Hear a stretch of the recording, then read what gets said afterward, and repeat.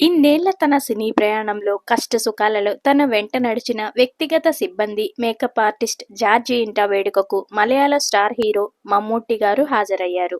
George కూతురు వివాహ వేడుకలో మమ్ముక్క సందడి చేశారు.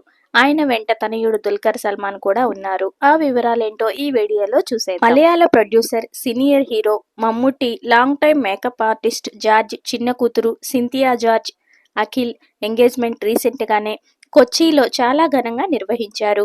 ఈ నిశ్చితార్థపు మహోత్సవానికి మమ్ముట్టి గారు తన కుటుంబ సమేతంగా హాజరయ్యారు. మమ్ముట్టి లైఫ్లో జార్జికు ప్రత్యేక స్థానం ఉంది. మమ్ముట్టి సినీ జీవితంలో ఎదురైన మంచి చెడులలో ఎప్పుడూ తోడుగా ఉన్నాడు జార్జ్.